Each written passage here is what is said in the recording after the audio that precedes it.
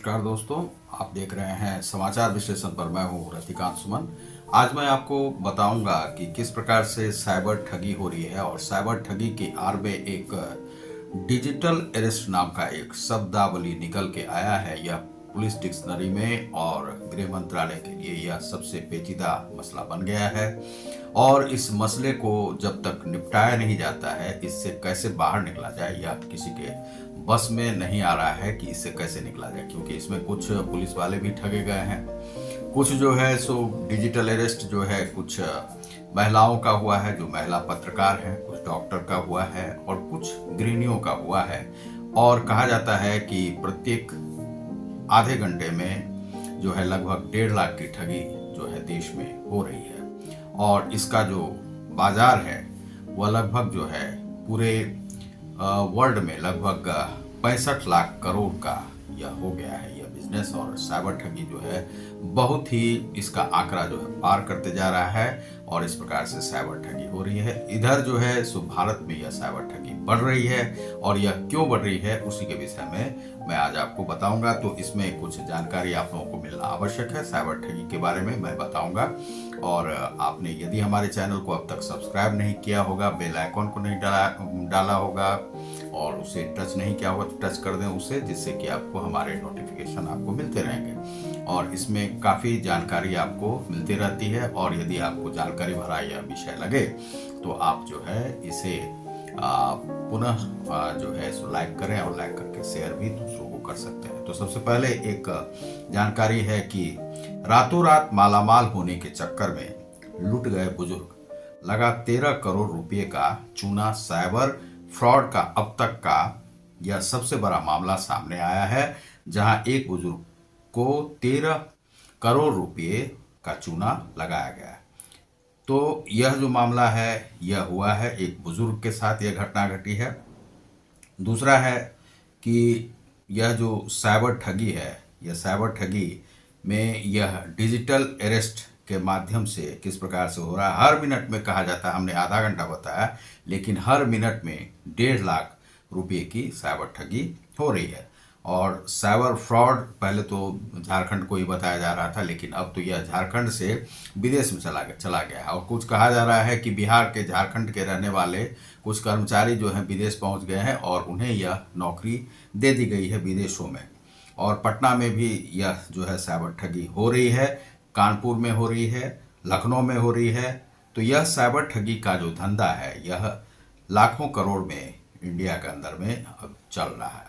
तो आपको अभी जो है इसमें एक डॉक्टर को भी ठगा गया है और एक डॉक्टर जो लखनऊ की हैं, कोई टंडन है, उन्हें जो है लगभग इसमें ठगा गया है 2 करोड़ 40 लाख के आसपास उनके जो है सौ रुपये निकाल लिए गए और लगभग जो है उन्हें 7 दिन तक डिजिटली अरेस्ट करके रखा गया। तो यह जो डिजिटल अरेस्ट है इसमें एक डॉक्टर जो है, आज तक की सूचना है, यह आज तक की सूचना में इस डॉक्टर को जो यहाँ पर है लखनऊ की महिला डॉक्टर 9 दिन तक रही डिजिटल अरेस्ट। साइबर ठगों ने ट्रांसफर करा लिए 13,40,000 रुपये उनके अकाउंट में। लखनऊ में साइबर ठगों ने एक महिला डॉक्टर से लाखों की ठगी कर ली। ठगों ने खुद को ट्राई अधिकारी और पुलिसकर्मी बताकर महिला को 9 दिनों तक डर दिखाकर दबाव में रखा। इसके बाद मनी लॉन्ड्रिंग केस में फंसाने और जेल भेजने की धमकी दी उसे। इस तरह महिला डॉक्टर से 13,40,000 रुपये ठग लिए गए। महिला डॉक्टर को जब ठगी का एहसास हुआ तो पुलिस में मामले लेकर के गई और यह जो है यूपी के न्यूज़ में है। 9 दिनों तक उसे डिजिटली अरेस्ट रखा गया और यह ठग लिए गए। अब इस प्रकार से है क्या कि जैसे महिला डॉक्टर के पास कॉल किया था और खुद को भारतीय दूरसंचार नियामक प्राधिकरण ट्राई का कर्मचारी बताया। इसी के साथ ठग ने कहा कि दिल्ली में तुम्हारे आधार कार्ड से एक सिम लिया गया है जिसका उपयोग लड़कियों को न्यूड वीडियो भेजने के लिए किया जा रहा है। कहा गया कि उसके न्यूड वीडियो भेजने के लिए उसका जो है यह किया जा रहा है। तो यह जो है एक उसमें जानकारी आई। और यह जो एक दूसरी जानकारी है जिसमें है कि बिगेस्ट साइबर फ्रॉड तेलंगाना में साइबर ठगी का ये सबसे बड़ा मामला बताया जा रहा है। यहाँ जालसाजी ने बुजुर्ग को व्हाट्सएप पर लिंक भेजकर 13 करोड़ 26 लाख रुपए लूट लिए। बुजुर्ग की शिकायत पर पुलिस ने जांच शुरू कर दी है। मामले में 3 लोगों को गिरफ्तार किया गया है। और यह जो है इसमें बताया गया है कि साइबर धोखाधड़ी का यह मामला जब सामने आया तो हड़कंप सा मच गया। ऑनलाइन ठगों ने एक बुजुर्ग को स्टॉक मार्केट में निवेश करने के लिए का झांसा देकर 13 करोड़ 26 लाख रुपए ठग लिए। ठगी के बाद बुजुर्ग ने शिकायत दर्ज कराई है। यह बड़ी धोखाधड़ी हाल ही में हुए एक अन्य घोटाले से जुड़ी हुई है जिसमें हैदराबाद निवासी ने 8 करोड़ 6 लाख रुपए गंवाए। तेलंगाना साइबर सुरक्षा ब्यूरो TGCSB ने इस घोटाले में शामिल 3 लोगों को गिरफ्तार किया है। गिरफ्तारी हो चुकी है। ताजा घटना हैदराबाद के एक सेवानिवृत्त कर्मचारी की है जिन्हें व्हाट्सएप पर एक संदेश मिला जिसमें ऑनलाइन स्टॉक ट्रेडिंग टिप्स दिए गए थे। पीड़ित जिसने पहले शेयर बाजार से लाभ कमाया था, पहले भी उसे शेयर बाजार में लाभ मिल चुका था, ने व्हाट्सएप संदेश का जवाब दिया जिसके बाद जालसाजों ने AFSL, अप स्टॉक्स और इंटरनेशनल ब्रोकर्स IB जैसी प्रसिद्ध कंपनियों के नाम से लिंक भेजे और पीड़ित को एक व्हाट्सएप ग्रुप में जोड़ दिया। इन प्रतिष्ठित और फेमस नामों के इस्तेमाल से पीड़ित को किसी गड़बड़ी का संदेह नहीं हुआ। बुजुर्ग व्यक्ति को पता नहीं था कि वह कितनी बड़ी मुसीबत में फंस चुके हैं। जो लिंक ठगों की तरफ से शेयर किए गए थे उन्हें फर्जी वेबसाइट और ऐप पर ले गए और इन कंपनियों के प्रतिनिधि बनकर जालसाजों ने पीड़ित बुजुर्ग को शेयर बाजार में निवेश की सलाह दी। शुरुआत में उन्होंने पीड़ित को छोटे मोटे मुनाफे दिखाए और उसका भरोसा जीतने के लिए उसे कुछ पैसे निकालने की अनुमति भी दी। पैसे भी आप निकाल सकते हैं। आखिरकार पीड़ित ने एक बार में 13 करोड़ 26 लाख रुपये ट्रांसफर कर दिए, उसमें डाल दिए, जिसके बाद जालसाजों ने जवाब देना बंद कर दिया। जब तक बुजुर्ग को कुछ भी पता चलता वह लूट चुके थे और उन्हें पता लग चुका था कि उनके साथ धोखाधड़ी हुई है। पीड़ित ने 2 सितंबर को TGCSB में शिकायत दर्ज कराई। तो इस प्रकार से यह शिकायत तो की गई, लेकिन है क्या कि डिजिटल फ्रॉड जो है अभी हो रहा है और देश में यह जो है सो काफ़ी इसका जो मामला है यह बढ़ा हुआ है। डिजिटल अरेस्ट, और डिजिटल अरेस्ट जो है वह है क्या वास्तव में, तो वह एक बला है। डिजिटल अरेस्ट साइबर ठगी का एक नया तरीका है। इसमें ठग खुद को कानून का प्रवर्तन अधिकारी बताकर लोगों को ऑडियो या वीडियो कॉल करके डराते हैं। इसके बाद उन्हें गिरफ्तारी का झांसा भी देते हैं। उनके घर में डिजिटल तौर पर बंधक बना लिया जाता है। हालांकि डिजिटल अरेस्ट जैसी किसी प्रक्रिया का हकीकत में कोई कानूनी वजूद नहीं होता है, यह है नहीं। साइबर धोखाधड़ी कंप्यूटर या कंप्यूटर डेटा के जरिए किया जाने वाला कोई भी धोखाधड़ी वाला अपराध डिजिटल अपराध कहलाता है। साइबर धोखाधड़ी में जालसाज पीड़ितों की निजी जानकारी उनके ऑनलाइन खातों और उनके बैंक खातों तक पहुंच हासिल करने की कोशिश करते हैं। साइबर स्लैवरी में लोगों को किडनैप किया जाता है और फिर उन पर दबाव बनाकर साइबर ठगी के केस को अंजाम देने के लिए कहा जाता है। अब यह जो है यह एक समस्या है। DSP ने वकील से पूछा कि डिजिटल अरेस्ट किस धारा में किया जाता है। सही जवाब देने पर 500 इनाम दूंगा। डिजिटल अरेस्ट साइबर ठगी का नया तरीका है। हालांकि डिजिटल अरेस्ट जैसी किसी भी प्रक्रिया का हकीकत में कोई कानूनी वजूद नहीं है। यह जो है एक डिजिटली जो है आपको बंधक बना लिया जाता है, यह जो है उसमें है नहीं।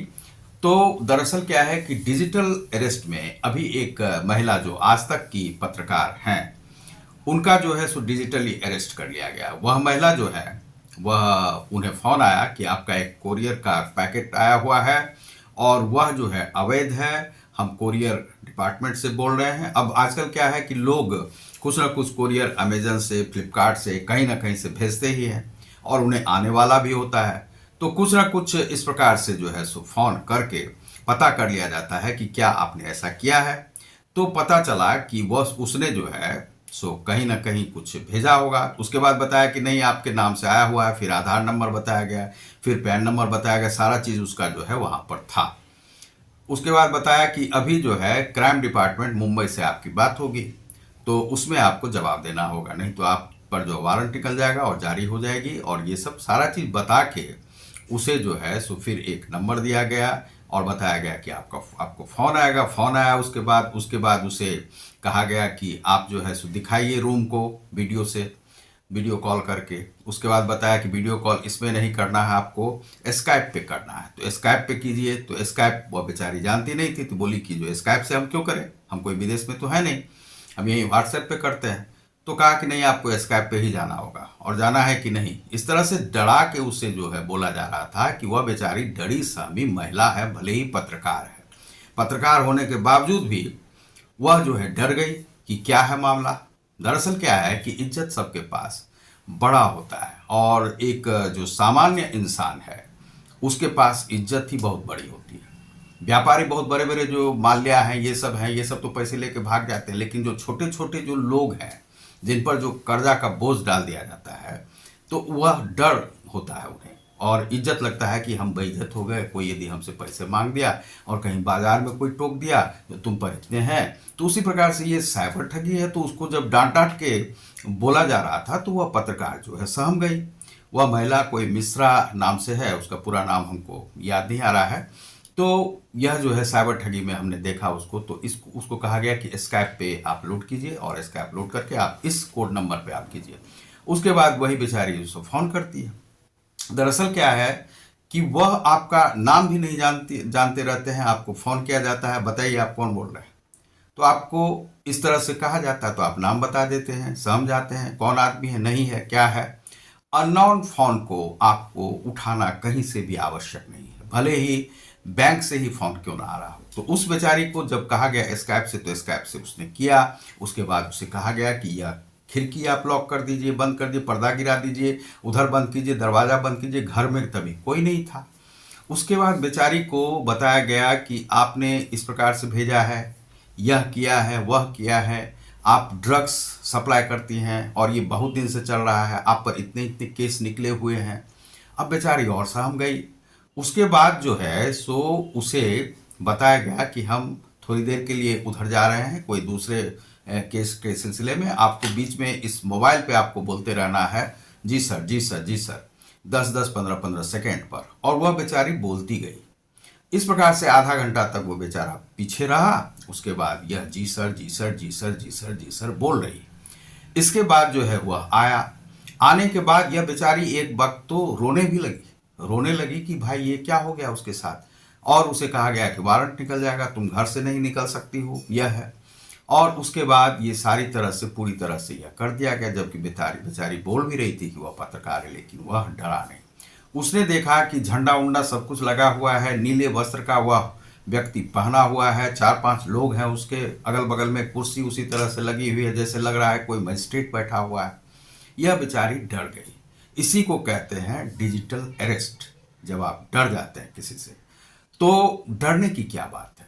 सबसे बड़ी बात है कि digital arrest, what is digital arrest, और आप इससे क्यों डरते हैं।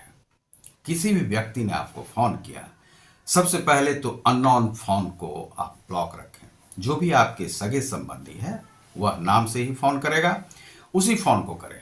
तो हो सकता है कि कई बार किसी दूसरे के नाम से, चूंकि वे कंप्यूटराइज फ़ोन से करते हैं, किसी का जो है सो वह भी क्लोन भी बना लिया जाता है, तो उससे करें। तो उसको आप जो है हटा दें। यदि वह आदमी नहीं बोल रहा है तो उस फ़ोन को आप तुरंत बंद करें। फिर बैंक के नाम से कोई कर रहा है, लोन के नाम से कर रहा है, क्रेडिट कार्ड के नाम से कोई कर रहा है, आपको उस फोन को अटेंड करने की आवश्यकता ही क्यों पड़ती है। आपको किसी ने कहा कोरियर, कोरियर है, तो कोरियर आपका आपके घर पर आएगा। यदि कह रहा है कि कोरियर आपका आया हुआ है, यदि आपने भेजा हुआ है, तो आपको जो है ईमेल या मैसेज आते हैं और वह आता है, उसके बाद ओटीपी आता है जो आपको देना होता है। यदि आपने पेमेंट किया है या कुछ है तो वही होता है, वह आपके घर पर आएगा, घर पर आकर के दे जाएगा।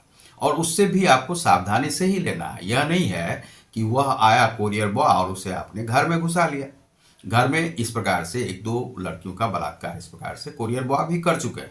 तो इसलिए उससे भी दूर रखना है अपने पास से, और उसे इस तरह से दूर रखें, उससे पैकेट लें, पैकेट लेकर के जाएं। चूँकि जो भी है यह प्रॉब्लम जो है आती रहती है, तो इसीलिए आपको तो मैसेज आया हुआ है, तो इसीलिए आपको पता है कि वह लेटर आने वाला है, कोरियर आने वाला है, पैकेट आने वाला है, उसे आप जो है रिसीव किस प्रकार से करेंगे।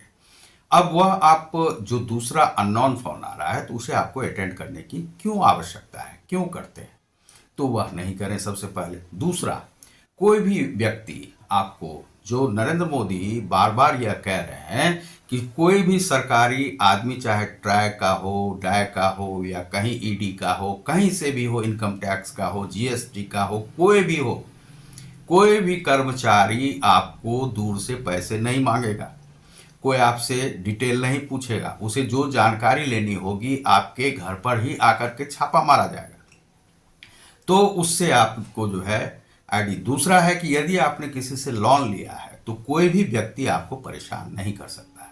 इसलिए नहीं कर सकता है कि यदि आपसे कोई बदतमीजी कर रहा है तो आप उसका वीडियो बनाइए और आप साइबर क्राइम सेल में माह को भेजिए, अर्थात गृह मंत्रालय को 1930 नंबर पर आप कॉल करके भेज सकते हैं, या आप जो है cybercell.in पर आप इसको भेज सकते हैं।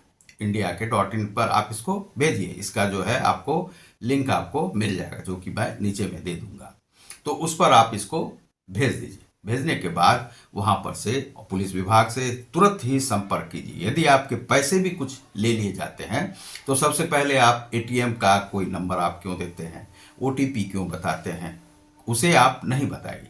कोई बैंक का डिटेल आपसे क्यों पूछेगा, कोई बैंक मैनेजर क्यों पूछेगा घर पर आपको, तो उसको पूछना नहीं है, ना आपको बताना है। कोई बैंक मैनेजर के नाम से भी यदि फ़ोन करता है कि आपके इसमें यह प्रॉब्लम है, उसे वहाँ पर नहीं बताइए। जाकर के यदि मिलना है तो बैंक में जाकर के मिल लीजिए। यदि आप पर कोई बहुत बड़ा लोन भी है तब भी आप जो है डरने की कोई आवश्यकता नहीं, कोई डरा नहीं सकता आपको। ज़्यादा से ज़्यादा क्या होगा आपको, जेल। तो जेल जो है डिजिटली क्यों अरेस्ट होंगे घर के अंदर आपके लिए। यदि जेल की जगह है तो जेल ले जाओ, तो उससे डरने की क्या आवश्यकता है। तो आपको डरा करके डिजिटली अरेस्ट किया जाता है, तब आपसे 2 दिन, 4 दिन, 5 दिन, 7 दिन तक आपको एक ही जगह पर वह जो कुछ बताएगा आप करते रहते हैं, तो यह आपकी मूर्खता होती है। वह बेचारी भी जब डर गई, रोने लगी, वह जो पत्रकार है, तो जब रोने लगी उसके बाद जो है,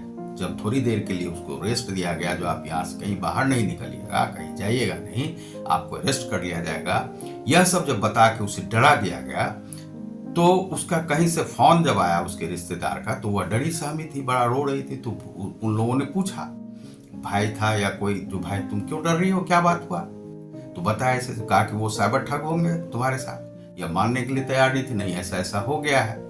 उसके बाद फिर दूसरे रिश्तेदारों ने भी बताया कि भाई साइबर ठगी हुई है तुम्हारे पास, तुम निकलो, डरो नहीं, चलो मेरे साथ। उसके बाद ले जाके तब जाकर के पुलिस में उसने इसकी रिपोर्ट लिखवाई। इस प्रकार से वह जो है सो उसे साइबर ठगी से निकाला गया। आज तक पर फिर इंटरव्यू ली और साइबर सेल के बहुत सारे जो इसके जानकार हैं उन लोगों से जो है सलाह ली गई। तो इस प्रकार से सरकार भी इस पर जो है सो बहुत अब ध्यान दे रही है। एक साइबर सेल अलग से बनाया जा रहा है जिसमें कि फोर्स भी रहेंगे और पकड़ धकड़ होगी।